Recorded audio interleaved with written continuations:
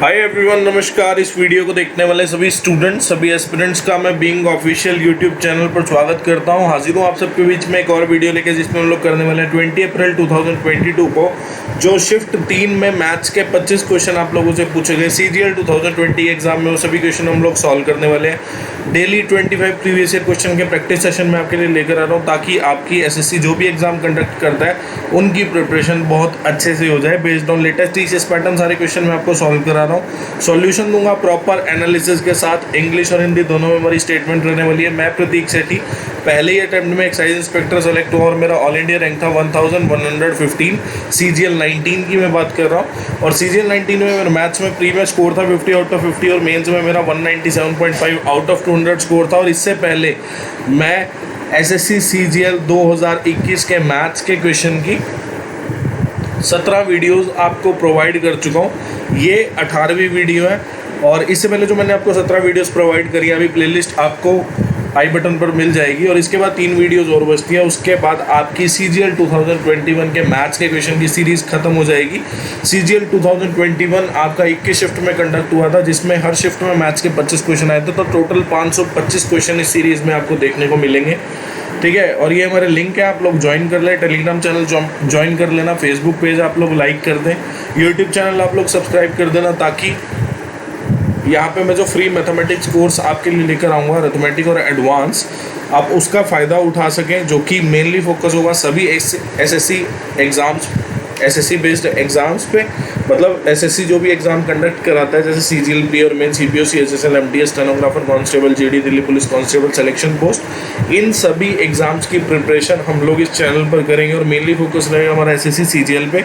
और इसके अलावा मैं प्रीवियस ईयर क्वेश्चन के सेशन आपके लिए टाइम टू टाइम लेके आता रहा हूँ। 2019 और 2020 के तो खाली मैंने CPO, CHSL, CGL के क्वेश्चन कराए थे, और 2021 से मैं SSC जितने भी एग्ज़ाम कंडक्ट करता है उसमें जो भी मैथ्स के क्वेश्चन पूछता है, आपको अपने चैनल पर प्रैक्टिस कराया करूँगा मैं, ठीक है। कोई इंक्वायरी हो, ईमेल आईडी, व्हाट्सएप नंबर, आप लोग मुझसे पूछ सकते हो। कोई मैथ्स का डाउट हो, प्रिपरेशन में कोई गाइडेंस चाहिए अगर आपको, तो आप पूछ सकते हैं। तो ये जो अभी तक कंटेंट मैंने आपको कराया, उनकी प्लेलिस्ट का लिंक है, आपको डिस्क्रिप्शन में अवेलेबल हो जाएगा। तो आप एक बार चैनल पर ज़रूर गो थ्रू हो। अगर चैनल अच्छा लगता है तो चैनल को सब्सक्राइब कर देना, ताकि जो भी वीडियो मैं आपके लिए लेकर आऊँ वो आपसे कभी मिस ना हो। और एक बार मेरी रिक्वेस्ट है कि आप चैनल पर ज़रूर गो थ्रू होना, आपको अच्छा लगेगा कंटेंट, और आप देखेंगे कि यहाँ पे सिर्फ प्रैक्टिस क्वेश्चन होता है, यहाँ पे कोई फालतू बात नहीं होती, ठीक है। तो मैथ्स का बहुत अच्छा कंटेंट मैं आपको प्रोवाइड करने वाला हूँ इस चैनल पर। वीडियो को एंड तक ज़रूर देखना, वीडियो को लाइक कर देना, ठीक है। और ये क्वेश्चन जो है, ये पहले भी क्वेश्चन आ चुका है, ठीक है। 4 ABC आपसे पूछा है। देखो कैसे क्वेश्चन सॉल्व करेंगे। सबसे पहले तो आपको क्या पता है, A + B + C, A² + B² + C²। उसके बाद आपको AQ + BQ + C³ की वैल्यू दी है, ठीक है। तो आपने देखा 3 इक्वेशन है, 3 वेरिएबल है, तो हो सकता है सॉल्व। अब सबसे पहले क्या करेंगे, आपको पता है कि AQ + BQ + C³ का जो फॉर्मूला होता है, उसमें क्या होता है, A + B + C और A + B या फिर ऐसा बोल लो कि A² + B² + C²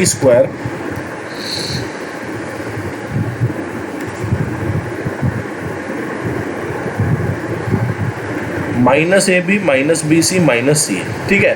तो आपने देखा, मुझे A + B + C की वैल्यू पता है, मुझे A² + B² + C² की वैल्यू पता है, मुझे AQ + BQ + C³ की वैल्यू पता है, और मुझे ABC तो मुझे निकालना है, मुझे AB, BC और CA की वैल्यू नहीं पता। वो कैसे निकलेगी, आपको पता है कि A + B + C का होल स्क्वायर जो होता है, वो क्या होता है, A² + B² + C² + 2AB + BC + C है, ठीक है। तो आपने देखा A + B + C की वैल्यू कितनी, 6 का स्क्वायर कितना हो जाता है, 36, ठीक है। और A² + B² + C² की वैल्यू कितनी है, 32, और twice of AB + BC + C है, ठीक है। तो आपने देखा कि AB + BC + CA की जो वैल्यू है वो कितनी आ जाएगी, 36 में से 32 गया, कितना आ जाएगा, 4/2 कर दो, तो आपकी वैल्यू कितनी आ गई, 2। तो आपने देखा A + B + C कितना, 6, A² + B² + C² कितना, 32, और AB + BC + CA की वैल्यू कितनी है, आपको पता है। अगर आप माइनस कॉमन ले लो तो अंदर क्या बचता है, AB + BC + CA, इसकी वैल्यू आप निकाल चुके हो, कितना, 2। ठीक है। यहाँ पे A cube plus B cube plus C cube की वैल्यू भी पता है 189, यहाँ पे 3abc आपका माइनस में आप लिख दो। तो आपने राइट हैंड साइड में 3abc ले गए, लेफ्ट में क्या बचा 32 में से 2 गया 30 इंटू 6 कितना हो जाएगा 180, 189 में से 180 गया, तो ये कितना बचा आपके पास 9। तो abc की वैल्यू आपके पास कितनी बची 3। आपको बोला है 4abc की वैल्यू बताओ, ठीक है, मतलब 4 इंटू 3 आपका कितना हो जाएगा 12 हो जाएगा। अब ये वाला क्वेश्चन है, देखो कैसे करेंगे। आपने देखा कि आप रूट 75 को अगर आप सॉल्व करोगे तो आप देखते हो कि अंदर क्या बचा, अंदर आपके पास रूट 25 इंटू 3 लिखा है। अगर आप रूट 75 को देखो तो आप बोलोगे कि रूट 25 इंटू 3, 25 का अंडर रूट कितना होता है 5 रूट 3, ठीक है, 5 रूट 3 पहले से ही है।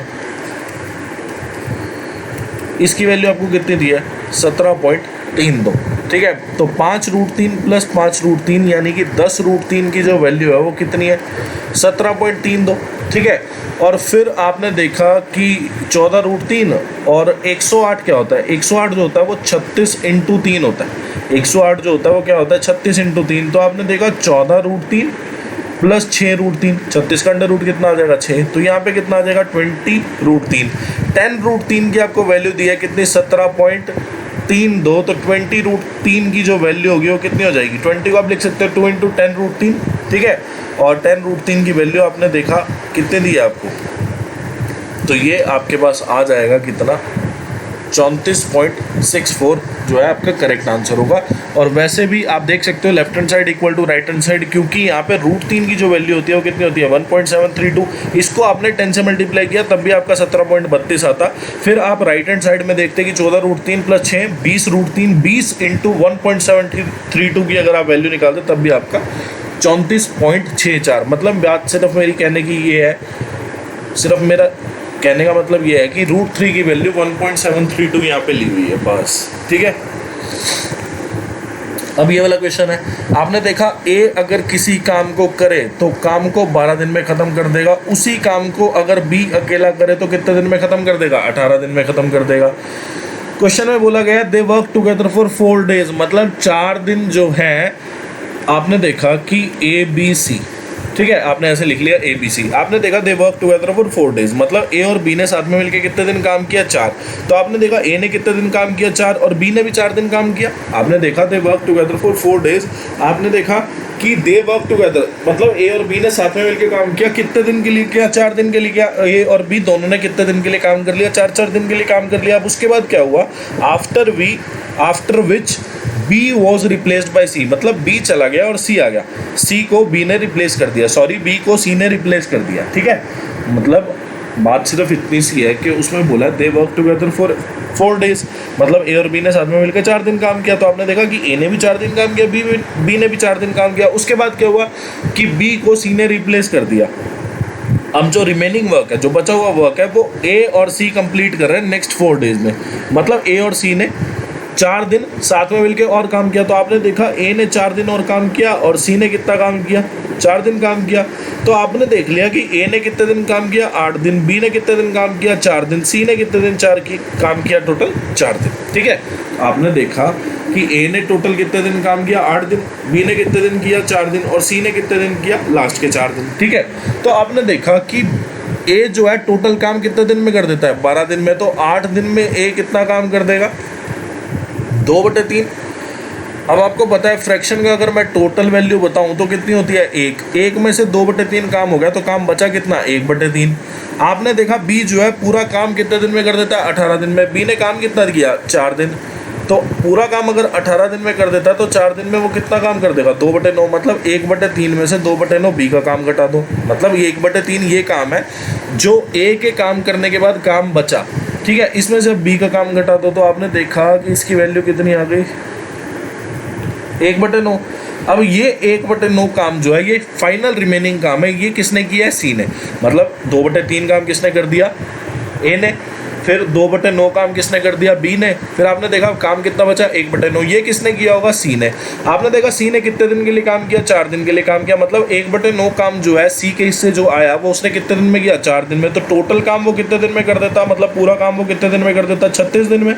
आपको बोला in how many days C alone complete 50% of the remaining work, ठीक है। तो आपने देखा अगर वो टोटल काम 36 दिन में कर देगा तो 50% यानी कि आधा काम वो कितने दिन में कर देगा, 18 दिन में कर देगा। आसान क्वेश्चन।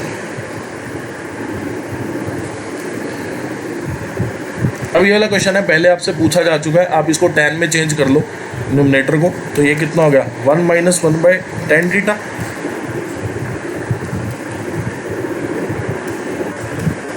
ठीक है, तो आपने देखा tan थीटा -1/tan थीटा और नीचे क्या है 1 - tan थीटा। अब आपने देखा tan थीटा -1 से 1 - tan थीटा काट दिया, आ गया माइनस आ गया। ठीक है, -1 बचा, तो -1/tan थीटा क्या हो जाएगा, -cot थीटा। तो -cot थीटा का अगर आप स्क्वायर करोगे तो आप देखते हो cot स्क्वायर थीटा प्लस 1 आ जाएगा। अब cot स्क्वायर थीटा प्लस 1 होता क्या है, कोसेक स्क्वायर थीटा। या फिर आप थीटा की यहाँ वैल्यू भी पुट कर सकते थे, 30 या 45 तो मत ही पुट करना, 30 या 60 वैल्यू आप पुट कर सकते हो, क्योंकि अगर आप 45 डिग्री वैल्यू पुट करोगे तो कोसेक स्क्वायर थीटा का ऑप्शन सेक स्क्वायर थीटा के इक्वल आ जाएगा और साइन स्क्वायर थीटा का कॉस स्क्वायर थीटा के इक्वल आ जाएगा। तो ये तो मत ही पुट करना, 30 और 60 में से कुछ भी पुट करके देख लेना, आपका आंसर आएगा। क्वेश्चन में आपको बोला कि एक आर्टिकल है, उसको सर्टेन प्राइस पे बेचा गया। ठीक है, अगर उसको उसके 70% प्राइस पे बेचा जाता तो उसको नुकसान होता 10% का। आपको बताना है प्रॉफिट परसेंटेज अगर उसको ओरिजिनल सेलिंग प्राइस पे उसके बेचा जाए। तो आपने मान लिया कि जो इनिशियल सेलिंग प्राइस है, आपको बोला ना an article is sold at a certain price. ठीक है, आर्टिकल जो है सर्टेन प्राइस पे बेचा जा रहा है। ठीक है, तो सर्टेन प्राइस पे अगर उसको बेचा जा रहा है तो वो क्या होगा, सेलिंग प्राइस होगा। तो आपने मान लिया कि जो इनिशियल या ओरिजिनल जो सेलिंग प्राइस है वो आपने क्या किया, 100 लेट कर लिया। अब बोला गया है कि अगर ये 70% वैल्यू पे बेचा जाए, मतलब अगर इसकी जो आपका ओरिजिनल सेलिंग प्राइस है उसकी अगर 70% वैल्यू पे बेचा जाए तो 100 का 70% कितना हो गया, 70। तो लॉस होगा कितने का, 10% का। ये जो है आपका क्या आ गया, सेलिंग प्राइस। तो कॉस्ट प्राइस का, लॉस का और सेलिंग प्राइस का फॉर्मूला क्या होता है,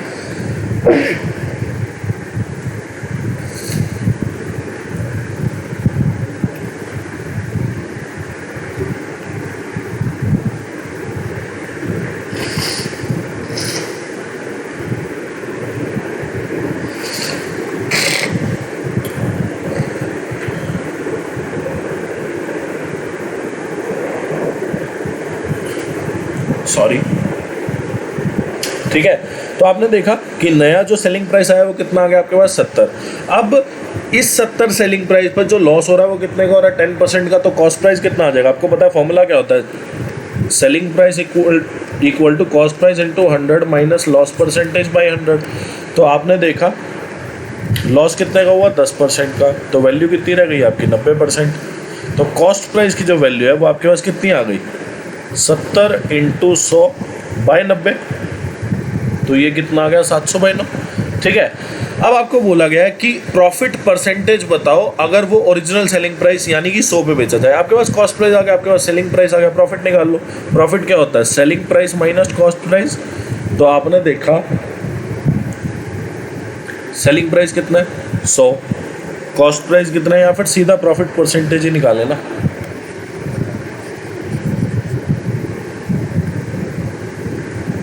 ठीक है, प्रॉफिट परसेंटेज क्या होता है, प्रॉफिट बाय कॉस्ट प्राइस। तो प्रॉफिट जो होता है वो क्या होता है, selling price minus cost price. तो आपने देखा सेलिंग प्राइस कितना है, 100, कॉस्ट प्राइस कितना है, 700 बाई 9। तो ये कितना हो गया, 9 × 100, 900 माइनस 700 कितना हो जाएगा आपके पास, 200 बाई 9, 700 बाई 9 इंटू 100%। ठीक है, 9 से 9 गया और यहाँ से ये 2 0 गई। तो आपने देखा 200 बाई 7% जो है आपका करेक्ट आंसर होगा। क्वेश्चन में बोला है while preparing the result of English of a class the mark of one student got recorded as 95 in place of 57, as a result of which there was an increase in the average score by 0.95. How many students were there in the class. ठीक है, आपको बोला कि English का result prepare कर रहा था, उसमें क्या हुआ कि मार्क्स तो थे बंदे के कितने 57, पर उसने उसके मार्क्स कितने लगा दिए 95। ठीक है, मार्क्स कितने थे बंदे के 57, लगा कितने दिए 95। तो कितने का एरर कर दिया उसने, आपने देखा उसने जो है 38 मार्क्स का एरर कर दिया, मतलब 38 मार्क्स जो है वो उसने ज़्यादा लगा दिए बच्चे के। उसकी वजह से क्या हुआ कि एवरेज स्कोर में जो इंक्रीमेंट आ गया वो कितने का आ गया 0.95 का। तो आपने देखा कि कितने ज़्यादा मार्क्स उसने लगा दिए, 38 मार्क्स ज़्यादा उसने लगा दिए। अगर 38 को मैं टोटल नंबर ऑफ स्टूडेंट्स से डिवाइड कर दूंगा, यानी कि n से डिवाइड कर दूंगा, where n is total number of students, तो आपने देखा ज़्यादा मार्क्स, कितने ज़्यादा मार्क्स लगाए 38 मार्क्स का एवरेज कितना आ जाएगा आपके पास, आपने देखा 38 by total number of students कर दो तो एवरेज की वैल्यू जो है वो कितनी आ गई 0.95। मतलब 38 मार्क्स इंक्रीज हुए और जो एवरेज स्कोर इंक्रीज हुआ वो कितना हुआ 0.95। तो 38 मार्क्स का जो आपका एवरेज आ गया, मतलब 38 बाई आपने n किया, उसकी वैल्यू आपके पास कितनी आ गई 0.95। तो n की जो वैल्यू है वो कितनी आ जाएगी 38.95। तो आपने देखा अगर मैं यहाँ से ये 0 हटाऊँ तो ऊपर मुझे 100 लगाना पड़ेगा, और आपने देखा ये गया 2 पे, ये गया 5 पे और ये गया 20 पे, तो 220 जा कितना हो जाएगा 40। तो नंबर ऑफ स्टूडेंट्स कितने हैं क्लास में 40। ठीक है, ध्यान रखना जब भी ऐसा क्वेश्चन आए ना, आपको कुछ नहीं करना, दोनों का डिफरेंस लेना है 95 और 57 का, 38 आ गया, डिवाइड कर दो एवरेज स्कोर से, तो आपके पास नंबर ऑफ स्टूडेंट्स आ जाएंगे। क्वेश्चन में बोला the length of the body diagonal of a cube. आपको पता है कि क्यूब की अगर साइड a है तो डायगोनल जो होता है वो क्या हो जाता है आपका √3a, और डायगोनल की वैल्यू आपको दी है कितनी 8√3 सेंटीमीटर। तो आपने देखा √3 से √3 गया a, यानी कि साइड ऑफ क्यूब जो आ गई है आपके पास कितनी आ गई 8 सेंटीमीटर। आपको वॉल्यूम ऑफ क्यूब पूछा है, वॉल्यूम का फॉर्मूला क्या होता है साइड का क्यूब, यानी कि 8 का क्यूब जो है वो आपके पास कितना आ जाएगा 512। आसान क्वेश्चन है, ये वाला क्वेश्चन है। ठीक है, देखो एक चीज़ तो ये है कि आप क्या कर सकते हो, साइन को कॉस में चेंज कर सकते हो। जैसे साइन स्क्वायर 55 तो साइन 55 को अगर आपको कॉस में चेंज करना है तो आप देख रहे हो यहाँ पे कि साइन थीटा जो होता है कॉस 90 माइनस थीटा होता है, तो ये जो है आपका कॉस 35 के इक्वल हो जाएगा। मतलब साइन स्क्वायर 55 जो होगा वो कॉस स्क्वायर 35 डिग्री हो जाएगा।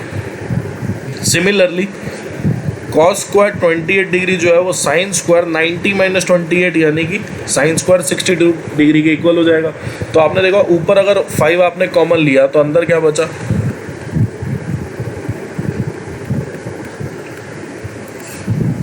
नीचे अगर आपने 7 कॉमन लिया तो अंदर क्या बचा,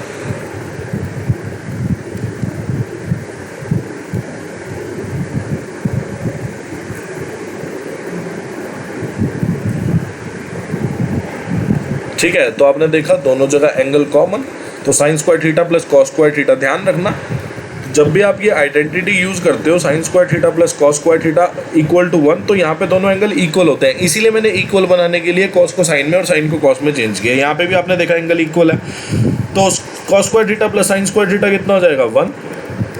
similarly sign square theta plus cos square theta कितना हो जाएगा 1। तो आपने देखा 5 में से 21 गया -16/8, तो -16/8 कितना हो जाएगा -2 हो जाएगा।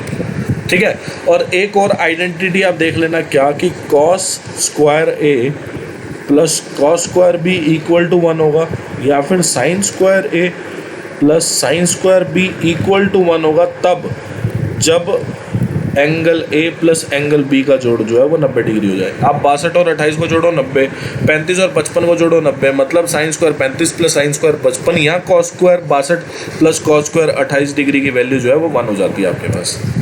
ठीक है, इक्वेशन आप खुद कर लेना, सिंप्लीफिकेशन का है, सिंपल क्वेश्चन।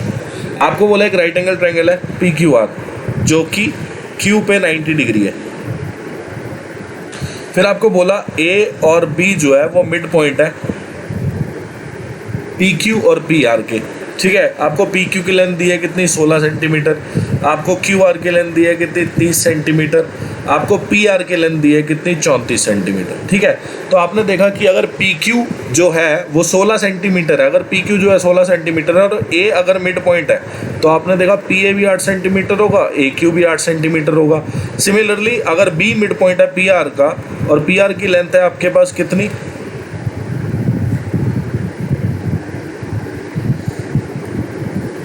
34 सेंटीमीटर, तो पी बी और बी आर दोनों की लेंथ जो है वो 17 सेंटीमीटर हो जाएगी। फिर आपने देखा ए बी जो है पैरेलल है किस पे, क्यू आर पे, तो अगर ये 90 डिग्री हो जाएगा तो ये भी आपका 90 डिग्री हो जाएगा, कॉरस्पॉन्डिंग एंगल है। फिर आपने देखा कि ट्राइंगल पी ए बी भी राइट एंगल ट्राइंगल है और एक साइड 8 है, हाइपोटेन्यूज जो है 17 है, तो बेस आपका कितना हो जाएगा 15 सेंटीमीटर। अब आपको पूछा क्या था, पेरीमीटर पूछा था इस ट्रेपीजियम का, ए बी आर क्यू जो ट्रेपीजियम बनी है इसका पेरीमीटर आपसे पूछा था। तो पेरीमीटर क्या होता है, सम ऑफ ऑल साइड्स, तो 15 + 17 + 8 + 30, तो आपने देखा 45, और 45 और 25 कितना होता है आपके पास 70, तो ये जो है आपका करेक्ट आंसर होगा। ठीक है, और वैसे भी आपने देखा कि अगर ए बी जो है क्यू आर के पैरेलल होगा तो आपने देखा ट्राइंगल पी ए बी जो है वो सिमिलर हो जाएगी ट्राइंगल पी क्यू आर के, ठीक है ना। फिर A B by Q R की जो वैल्यू होगी वो P A by P Q की वैल्यू के इक्वल हो जाएगी। पी क्यू जो है वो ट्वाइस ऑफ पी ए होगा, तो ये गया, तो ए बी की जो वैल्यू होगी वो क्यू आर के आधी हो जाएगी। ठीक है, तो क्यू आर की वैल्यू अगर 30 तो ए बी की वैल्यू यहाँ से भी 15 सेंटीमीटर आ सकती है। तो काफ़ी सारे तरीके हैं। आपको बोला है पी क्यू आर एस एक साइक्लिक क्वाड्रिलेटरल है और पी क्यू जो है वो डायमीटर है, तो पी क्यू डायमीटर है तो P Q R S cyclic quadrilateral है। आपको बोला है एंगल आर पी क्यू, मतलब अगर मैं ज्वाइन कर दूँ आर से पी को, तो एंगल आर पी क्यू की आपको वैल्यू दी है, कितनी दी है 23 डिग्री। ठीक है, आपको बोला है एंगल पी एस आर बताओ, मतलब ये वाला एंगल बोला है आपको। ठीक है, तो आपने देखा सबसे पहले तो क्या कि पी क्यू एक डायमीटर है, डायमीटर जो है सर्कमफ्रेंस की किसी भी पॉइंट पे 90 डिग्री एंगल बनाती है। फिर आपने देखा ट्रायंगल पी आर क्यू की अगर मैं बात करूं, sum of all angle of triangle कितना होता है 180, जिसमें से एक एंगल जो है, तीनों में से एक एंगल जो है 90 का हो गया, एक एंगल जो है 23 का हो गया, तो तीसरा एंगल जो है वो आपके पास कितना आ जाएगा, तीसरा एंगल जो है वो आपके पास 67 डिग्री आ जाएगा। तीसरा जो एंगल है आपके पास कितना आ जाएगा 67 डिग्री आ जाएगा। अब आपको पता है कि साइक्लिक क्वाड्रिलेटरल में क्या होता है कि आमने सामने वाले एंगल का जोड़ जो है वो कितने के इक्वल होता है 180 डिग्री के। तो आपने देखा कि ये एंगल अगर 67 है, एंगल एस और एंगल क्यू का जोड़ यानी कि आमने सामने वाले एंगल का जोड़ 180 है, तो ये वाला एंगल कितने का हो जाएगा आपका 113 डिग्री का हो जाएगा। अब ये वाला क्वेश्चन है, ये क्वेश्चन अभी एक शिफ्ट पता नहीं 2 शिफ्ट पहले पूछा गया था, कराया भी है मैंने। क्वेश्चन में आपको बोला है which of the following number, last shift में ही था शायद, यहाँ पे वैल्यू बस अलग अलग थी। ठीक है, बाकी क्वेश्चन सेम है। आपको बोला है which of the following is the smallest number that is perfect square and is divisible by each of the numbers. ठीक है, तो मतलब नंबर बताना है आपको जो 6 पे भी डिविजिबल हो, 8 पे भी डिविजिबल हो, 15 पे भी डिविजिबल हो, मतलब इनके एलसीएम पे जो है वो डिविजिबल होना चाहिए और परफेक्ट स्क्वायर भी नंबर होना चाहिए। तो आपने देखा कि 15, 8 और 6 इनका एलसीएम कितना आ जाएगा, आपने देखा 8 × 5 × 3, तो 8 × 5 × 3 जो है वो इनका एलसीएम हो जाएगा। ठीक है, 8 × 5 × 3 इनका एलसीएम हो जाएगा। तो आपने देखा कि एलसीएम जो है, आपने देखा 8 जो होता है वो 2 का क्यूब है, 5 × 3। अब ये कहीं से परफेक्ट स्क्वायर नहीं बन रहा। परफेक्ट स्क्वायर कब बनेगा, जब आप देखो कि आप 5 की पावर 2 कर दो, 3 की पावर भी 2 कर दो, और 2 का ये क्यूब है, ये भी परफेक्ट स्क्वायर नहीं है। अगर आप 2 की पावर 4 कर दो, बड़ी पावर आपको करनी पड़ेगी, आप ऐसा नहीं कर सकते कि 2 का स्क्वायर बना देंगे। ठीक है, आपको पावर बड़ी करनी पड़ेगी। तो आपने देखा 2 का क्यूब था, यहाँ क्यूब से आपको बड़ी वैल्यू, क्योंकि अगर आप 2 स्क्वायर कर देंगे तो आप ये वाला 8 जो है एलसीएम में जो आपने लिया है खो देंगे, यहाँ पे वैल्यू सिर्फ 8 की 4 रह जाएगी। तो आपने देखा 2 की पावर 4 कर दो, 2 की पावर 3 की जगह आप ये भी परफेक्ट स्क्वायर है, ये भी परफेक्ट स्क्वायर है, ये भी परफेक्ट स्क्वायर है। ये हो गया 9, ये हो गया 16 और ये हो गया कितना 25। तो आपने देखा 25 × 16 कितना होता है, 25 × 16 होता है आपका 400, 400 × 9 कितना होगा 3600। तो 3600 एक परफेक्ट स्क्वायर नंबर है जो 6 पे भी जाएगा, 8 पे भी जाएगा, 15 पे भी जाएगा। ठीक है,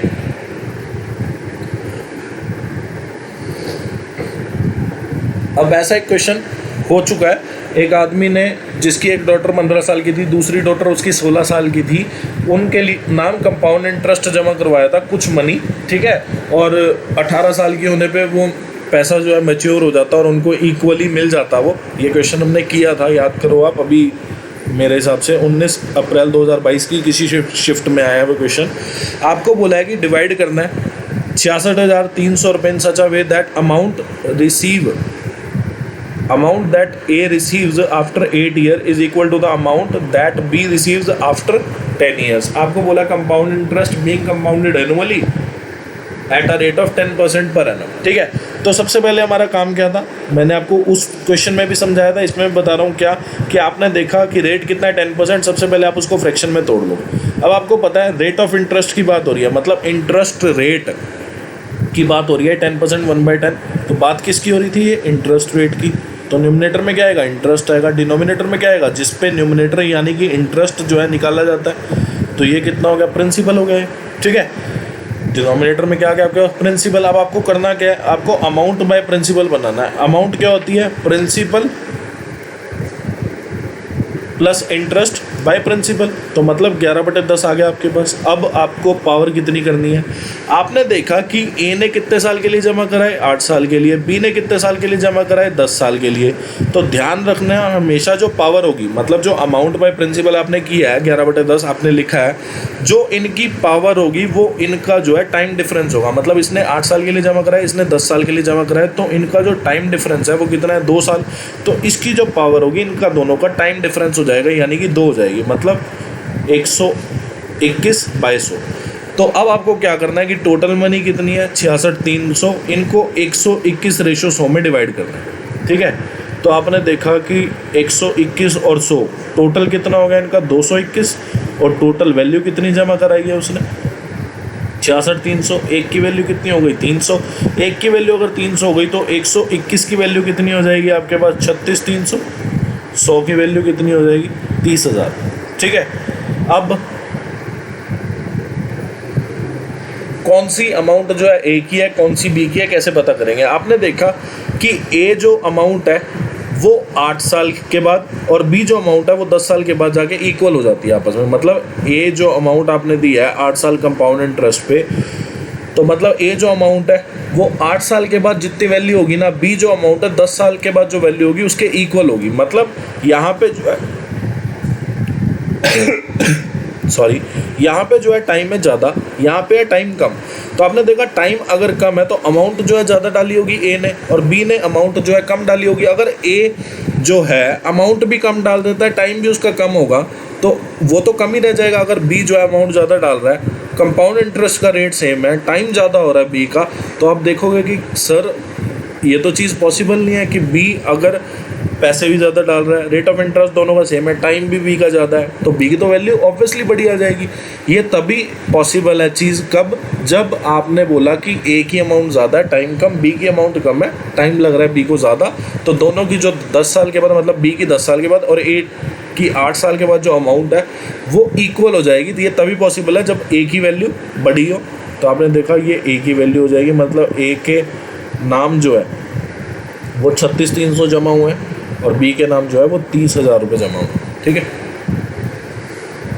अब ये क्वेश्चन है, देखो दोबारा रिपीटेड क्वेश्चन है। आपको बोला है एक लेटर है जिसकी लेंथ जो है वो 3.5 मीटर है, जस्ट रीचेज द टॉप। आपको पता है लेटर होता है सीडी, सीडी जो है वो वॉल के टॉप पे जाके रेस्ट कर रही है, जस्ट रीच कर रही है उसको। तो आपने मान लिया ये लेटर हो गया, ये वॉल हो गया। ठीक है, और लेटर जो है वॉल के साथ जो है 60 डिग्री का एंगल बना रही है। हाइट ऑफ द वॉल आपको बताना है। आपको लेडर की लेंथ दे रखी है कितनी, 3.5 मीटर। आपको पता है 60 डिग्री का अगर एंगल है तो सामने वाली साइड जो है वो √3 हो जाती है, साथ वाली 1 हो जाती है, हाइपोटेन्यूज कितना हो जाता है 2। 2 की वैल्यू अगर 3.5, आपको बताना है length of the wall, height of the wall आपको बतानी है, मतलब इसकी लेंथ। तो 2 की वैल्यू दे के आपको 1 की वैल्यू पूछ रहा है, तो 1 की वैल्यू कितनी आ जाएगी, 3.5/2। तो ये हो कितना गया, 1.75।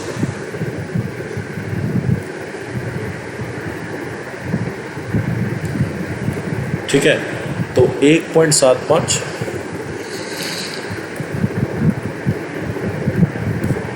Is the correct answer. अब ये वाला क्वेश्चन आपको बोला एक सर्कल सर्कमस्क्राइब है। ठीक है, एक सर्कल जो है क्वाड्रिलेटरल एबीसीडी को सर्कमस्क्राइब कर रहा है। ठीक है, मतलब एबीसीडी के चारों वर्टिसेस से पास होता हुआ एक सर्कल है, उसको ही सर्कमस्क्राइब करना बोलते हैं। ठीक है, तो सर्कल ने जो है सर्कमस्क्राइब, अगर बोलता ना कि सर्कल इनस्क्राइब है तो वो जो है ना क्वाड्रिलेटरल एबीसीडी के अंदर होता। ठीक है, सर्कमस्क्राइब है इसलिए चारों वर्टिसेस को पास होता हुआ क्वाड्रिलेटरल एबीसीडी की सर्कल जो है बार बना हुआ है, तो उसको सर्कमस्क्राइब बोलते हैं। ठीक है, आपको एंगल DAB जो है वो गिवन है कितना, 100 डिग्री। आपको एंगल ADB गिवन है कितना, ADB 35 डिग्री, आपको एंगल CDB गिवन है, CDB ये वाला एंगल कितना 40 डिग्री, आपको बताना है एंगल DBC ये वाला एंगल बताना है, ठीक है। तो ये तो बहुत आसान हो गया, आपको पता है ये जो है क्वाड्रिलेटरल को सर्कमस्क्राइब एक सर्कल कर रहा है, तो ये जो ABCD है ये आपकी क्या हो जाएगी, ये साइक्लिक क्वाड्रिलेटरल हो जाएगी। साइक्लिक क्वाड्रिलेटरल में क्या होता है कि आमने सामने वालों का जोड़ कितना होता है 180, अगर ये 100 है, आमने सामने वालों का जोड़ कितना 180, मतलब एंगल A और एंगल C का जोड़ कितना 180, तो ये वाला एंगल कितना हो जाएगा 80 का। अब आपने देखा कि ट्रायंगल DBC है, BDC बोल दो यहाँ तो, ठीक है। BDC एक ट्रायंगल है जिसमें sum of all angle of triangle कितना होता है 180, एक एंगल 40 का, दूसरा एंगल 80 का, दोनों का जोड़ कितना हो गया 120, तो तीसरा एंगल जो है वो कितने का हो जाएगा आपका 60 डिग्री का। अब ये वाला क्वेश्चन है, देखो कितना अच्छा क्वेश्चन है। आपने देखा कि ये जो है 64a cube plus 27b cube, ये क्या लिखा हुआ है, आप बोल सकते हो कि ये 4a का क्यूब है और 3b का होल क्यूब है, ठीक है। तो आपको पता है इसके लिए फॉर्मूला क्या बनेगा, इसके लिए फॉर्मूला बनेगा, आपको पता है कि अगर 4a की वैल्यू p है और q की वैल्यू 3b है, तो p cube plus q cube ये लिखा हुआ है, तो इसकी वैल्यू क्या होती है p प्लस q का whole square minus 3 into p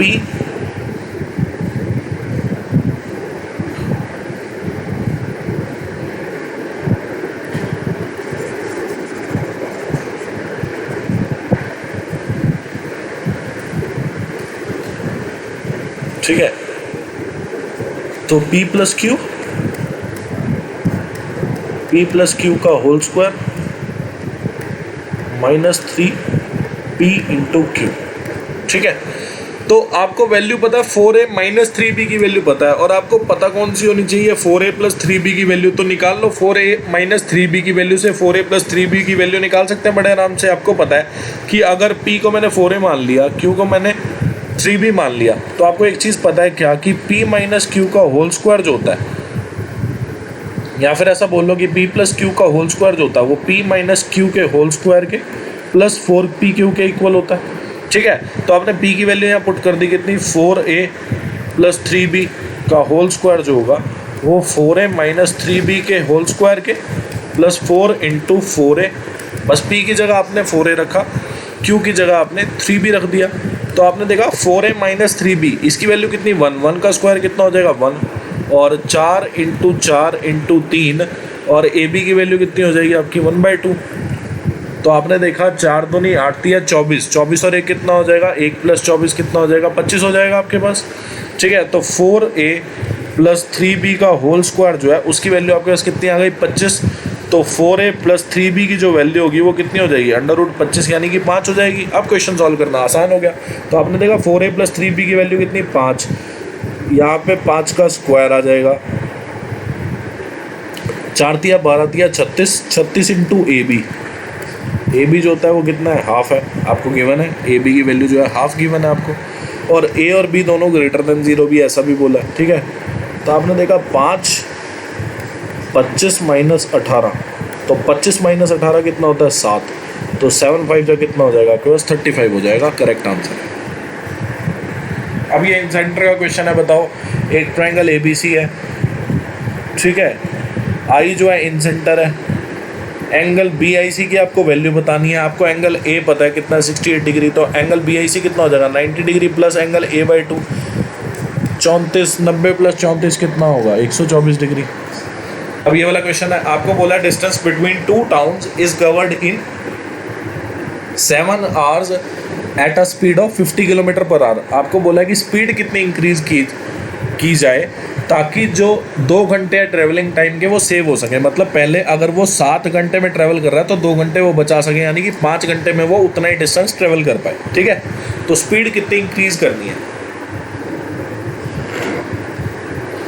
आपने देखा कि जितना डिस्टेंस वो पहले ट्रैवल कर रहा था उतना ही डिस्टेंस वो बाद में ट्रेवल कर रहा है। आपको ऐसा तो नहीं बोला ना कि डिस्टेंस चेंज हो गया, डिस्टेंस तो उतना ही है कि जितना डिस्टेंस पहले था दोनों टाउन के बीच में, जिसमें उसको 7 घंटे लग रहे थे, अगर वो 50 की स्पीड पे जा रहा था, आपको ये बोला कि स्पीड कितनी इंक्रीज़ करनी है, अगर 2 घंटे उसको टाइम सेव करना है, तो डिस्टेंस तो कहीं नहीं बोला। पहले जितना डिस्टेंस ट्रैवल करना था अब भी उतना ही डिस्टेंस ट्रैवल करना। तो डिस्टेंस का फॉर्मूला क्या होता है? Speed into time.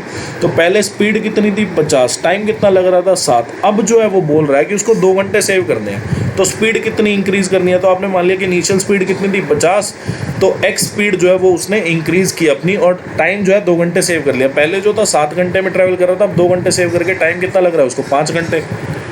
तो 7 × 10 कितना होगा? 70। 70 में से 50 गए तो आपकी एक्स की वैल्यू जो कि इंक्रीमेंट इन स्पीड था, उसकी वैल्यू आपके पास कितनी आ जाएगी? 20 किलोमीटर पर आवर। मतलब 20 किलोमीटर पर आवर की स्पीड पे अगर वो उसको 20 किलोमीटर पर आवर की स्पीड से अगर वो बढ़ाएगा अपनी स्पीड, मतलब 20 किलोमीटर पर आवर की स्पीड बढ़ा देगा अगर अपनी इनिशियल स्पीड में, तो वो 2 घंटे सेव कर पाएगा। अब ये वाला क्वेश्चन है, ठीक है।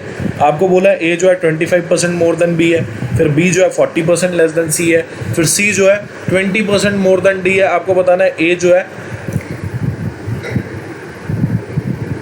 डी से कितना परसेंट कम है, आपको ये बताना है, ठीक है। तो आप लिख लो A B C D, 4 number आप लिख लो।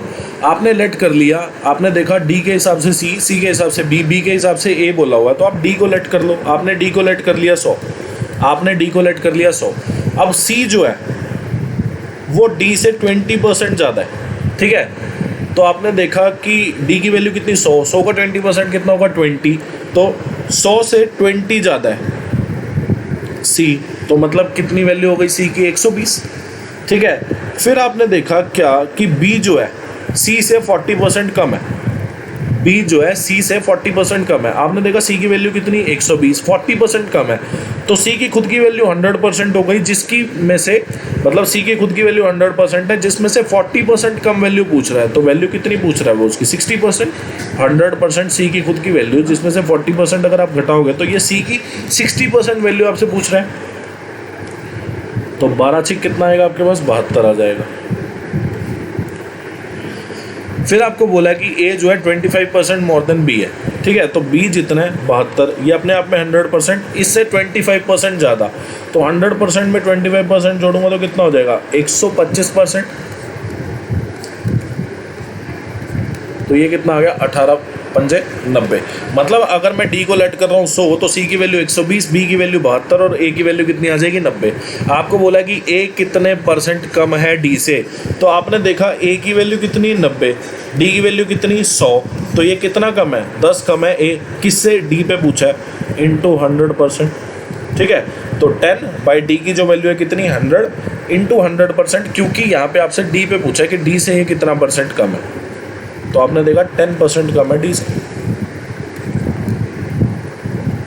आपको बोला 3 partners share the profit in a business इस रेशो में, ठीक है। जो प्रॉफिट का रेशो है वो इतना है। आपको बोला है कि उन्होंने जो प्रॉफिट है वो इस रेशो में शेयर किया है, ठीक है। आपको बोला है कि उन्होंने अपना जो कैपिटल है वो इन्वेस्ट किया था 4 month, 6 month and 8 month respectively. मतलब ए ने इतने टाइम के लिए इन्वेस्ट किया था, मतलब पहले पार्टनर ने इतने टाइम के लिए इन्वेस्ट किया था, दूसरे पार्टनर ने इतने टाइम के लिए, और तीसरे पार्टनर ने इतने टाइम के लिए। आपको बताना है उनके रेशो ऑफ देयर कैपिटल, उनकी कैपिटल का रेशो बताना। देखो आपको एक चीज़ पता है क्या, कि प्रॉफिट ऑफ ए, मान लीजिए 3 पार्टनर आपने मान लिया ए बी सी, तो प्रॉफिट का जो रेशो होगा वो आपको पता है investment into time, investment into time,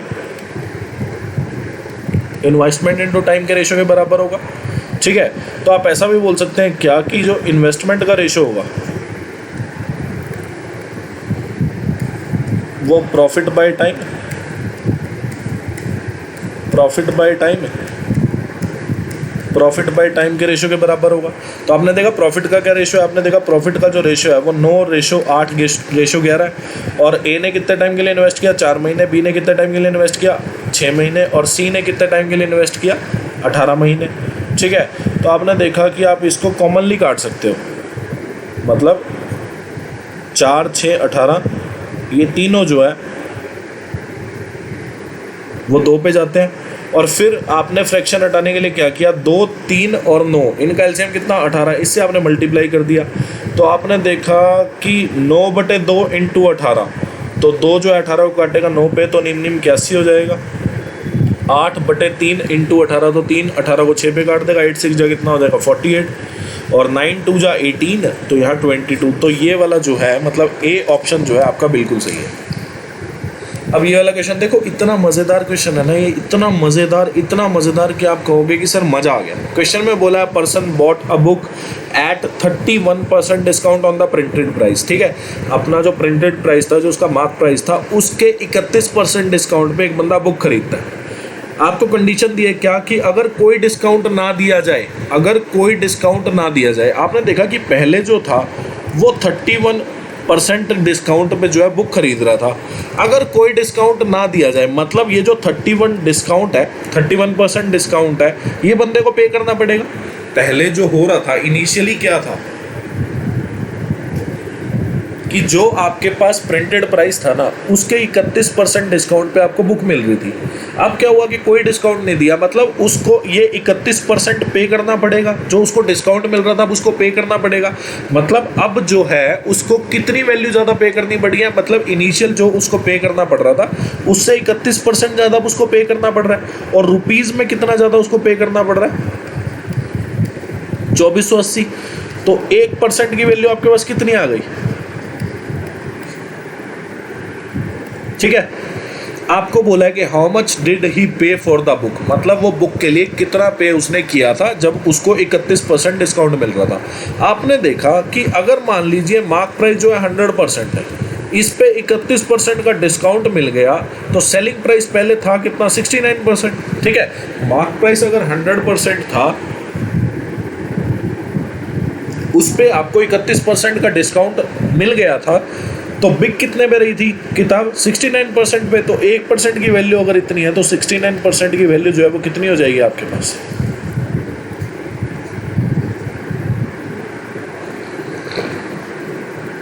5,520 रुपये इज द करेक्ट आंसर। ठीक है, जो इनिशियली आपको पे करना पड़ रहा था इस बुक के लिए, मतलब इनिशियली जो सेलिंग प्राइस था आपका वो कितना था 5,520 रुपये, सिर्फ इतना सा क्वेश्चन है। ठीक है, मतलब देखो अगर आपको थोड़ा डीपली ये सोचना है तो देखो, मार्क प्राइस जो है 100%, डिस्काउंट मिल गया 31% का, तो सेलिंग प्राइस कितना हो गया 69%। फिर वो बोल रहा है क्या कि अगर डिस्काउंट ना दिया जाए, मतलब जितना मार्क प्राइस हो उतना सेलिंग प्राइस हो, तो बंदे को कितना ज़्यादा पे करना पड़ रहा है 2480। तो पहले कितना पे कर रहा था 69%, और फिर बाद में कितना पे करना पड़ा 100%, तो कितने परसेंट ज़्यादा पे करना पड़ गया 31%। इसकी वैल्यू कितनी है 2480। तो आपने देखा रुपीज़ में कितना ज़्यादा पे करना पड़ गया 2480 रुपये, एक की वैल्यू कितना आ गया 80। तो आपको इनिशियल कितना पे करना पड़ रहा था 69%, इसकी वैल्यू। ठीक है, तो ये हमने ऑरली कर दिया कि पहले उसको 31% डिस्काउंट मिल रहा था एमआरपी पे, मार्क प्राइस पे, ठीक है, प्रिंटेड प्राइस पे। तो अब उसको वही डिस्काउंट जो पहले मिल रहा था, अगर अब डिस्काउंट नहीं दिया जाता तो उसको मतलब वही 31% पे करना है, मतलब वो 31% अब ज़्यादा पे कर रहा है। तो 31% ज़्यादा पे कर रहा है, रुपीज़ में कितना पे कर रहा था 2480, 1% की वैल्यू आ गई।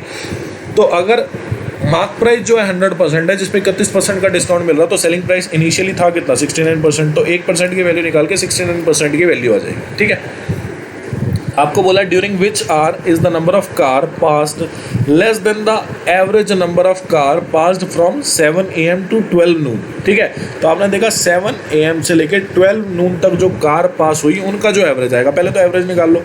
तो आपने देखा 105,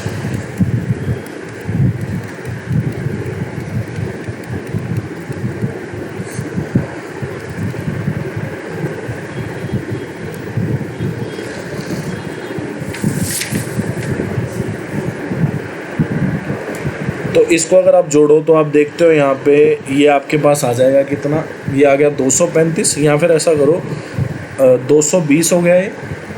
220 में अगर मैं 140 जोड़ूँ तो ये कितना हो गया 360। 360 में अगर मैं 130 जोड़ूँगा तो कितना आ जाएगा 490। 490 बाई 5, जो इसको कितने पे काटेगा 98 पे। अब देख लो कि 98 से कम, लेस देन पूछा ना, less than the average number of car passed from 7 AM to 12 noon। तो आपने देखा 7 AM से 12 नून, आपको 6 AM से 7 AM की कार नहीं इंक्लूड करनी क्योंकि आपको 7 AM से 12 नून बोला है। तो आपने देखा कितनी कार है, 105, 130, 115, 95, 45 और कितने नंबर है, नंबर ऑफ टर्म्स कितने हैं, 5 तो डिवाइड कर दिया आपने 5 से, तो एवरेज कितना आ गया 98। अब 98 से कितना कम है आपको वो वाले आवर्स बताने हैं। तो आपने देखा 6 से 7 भी 98 से कम है और फिर उसके बाद 10 से 11 भी 98 से कम है, 11 से 12 भी 98 से कम है। तो ये जो आपका करेक्ट आंसर हो जाएगा ए, ठीक है। अब कई लोग क्या करेंगे इसमें कि वो 7 से 12 के बीच में ही देखेंगे कौन सा ऐसा आर है जिसमें 98 से कम वैल्यू।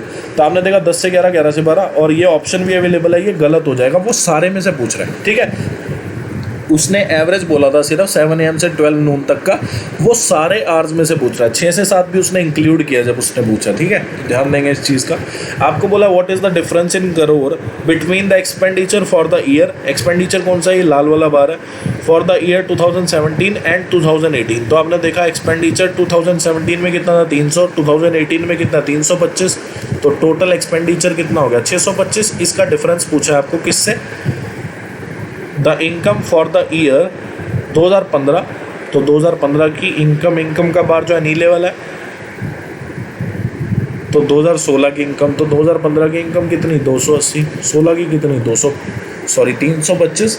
तो आपने देखा 325 से 325 गया, तो 300 में से अगर आप 280 माइनस करोगे तो कितना आएगा 20, मतलब 20 करोड़ रुपए का जो है डिफरेंस है। अभी वाला क्वेश्चन आपको बोला what is the average number of youth in the 5 states. तो आपने देखा कि यूथ कौन से है, ये वाला बार है, तो जोड़ लो। आपने देखा स्टेट ए में कितना 12, बी में कितना 8, सी में कितना 11.5, डी में कितना 10 और ये लाख में है, ठीक है। पॉपुलेशन इन लाख है, डिवाइड कर दो 5 से। तो आपने देखा 12 और 8 20, 30, 39 और 11.5 जो है वो आपका कितना हो जाएगा 50.5। तो ये कितना आ गया 10.1, तो ये 10.1 लाख आ गया, ठीक है। तो 101 के पीछे 4 0 आनी चाहिए, तो ये आपका एवरेज हो जाएगा। लास्ट क्वेश्चन इस वीडियो का क्वेश्चन में आपको बोला है how many more students have obtain grade B than those who have obtained grade C. तो ग्रेड सी कितनों ने ऑब्टेन किया 24% ने, ग्रेड बी कितनों ने किया 27% ने, तो कितने ज़्यादा परसेंटेज हो गई। तो आपने देखा ग्रेड सी से ग्रेड बी कितने परसेंट हायर बच्चे हैं, 3% हायर बच्चे, ठीक है। मतलब आपको बोला था कि कितने स्टूडेंट ज़्यादा है ग्रेड बी में ग्रेड सी से। तो आपने देखा ग्रेड बी में कितने 27%, ग्रेड सी में कितना 24%, तो 3% ज़्यादा है। 3% आपको 1800 का निकालना है। तो आपने देखा परसेंट अगर मैं काट दूँ तो ये लास्ट की 2 0 जाएंगी, 8 तिया कितना हो जाएगा 24 और 3 एकम 3, 3 और 2 5 हो जाएगा, या फिर 18 तिया 54, ठीक है। तो 18 तिया 54 ये आपका करेक्ट आंसर होगा, मतलब option C is the right answer, ठीक है। अगर ये वीडियो आपके लिए हेल्पफुल रही, वीडियो को लाइक कर देना, चैनल को सब्सक्राइब कर देना, शेयर कर देना फ्रेंड रिलेटिव जो भी आपका तैयारी कर रहा हूँ, कमेंट कर देना अपना प्रीशियस रिव्यू और फॉलो कर लेना। Thanks for watching this video. आप लोग खुश रहें, तैयारी करते रहें, थैंक यू।